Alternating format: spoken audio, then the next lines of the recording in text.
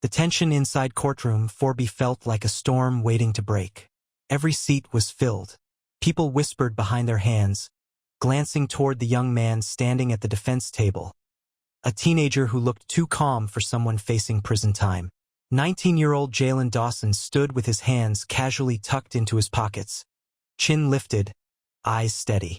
Accused of grand theft auto and resisting arrest, he should have looked terrified. But he didn't. Not even a little. Judge Walter Grayson lounged back in his leather chair, tapping a finger against the edge of his bench. His expression was that familiar mix of boredom and arrogance.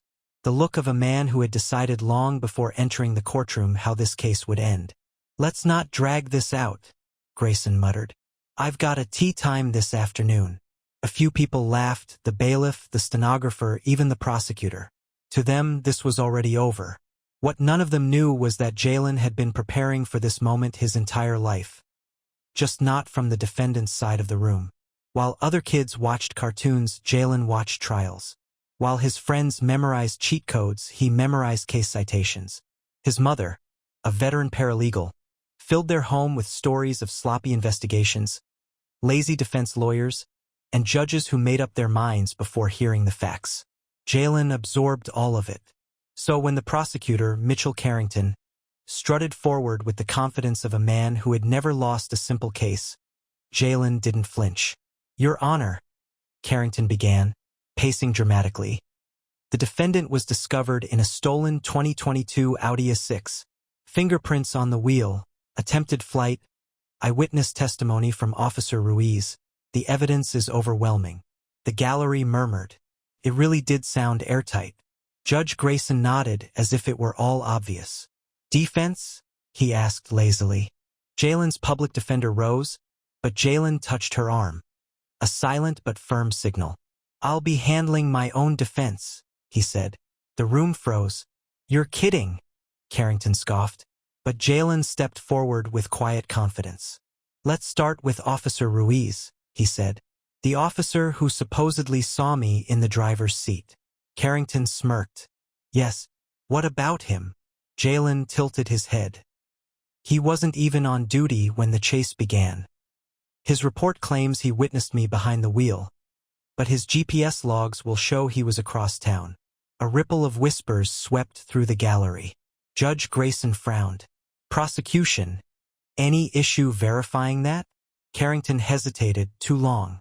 Everyone noticed, and just like that, the tone in the room shifted. Jalen continued, "As for the fingerprints, I touched the car earlier that day. It was unlocked. I leaned on it, put my hand on the door. That's not a crime any more than trying on a jacket makes you a shoplifter." A few jurors nodded slowly. "And the forensic technician?" Jalen added. "Not here to testify. Chain of custody unverified. No cross-examination allowed." Grayson's eyebrow twitched. Things were unraveling. But Jalen wasn't finished. He held up a sheet of paper. "This, Your Honor, is a statement from Raymond Whitaker, the actual owner of the Audi. The part the prosecution failed to include." He read aloud. "I saw the person who took my car. He wasn't the guy they arrested. The thief was white." Gasps erupted around the room. Carrington stumbled over his words. "Irrelevant. Relevant enough to hide," Jalen said coolly. "I wasn't found driving the car. I was walking home with friends when I was stopped. The officers didn't find a suspect. They found a target." Silence. Judge Grayson leaned back, all traces of amusement gone. He looked at Carrington, then at Jalen. Finally, he sighed. "Case dismissed." The courtroom exploded. Reporters scrambling, jurors stunned, spectators buzzing.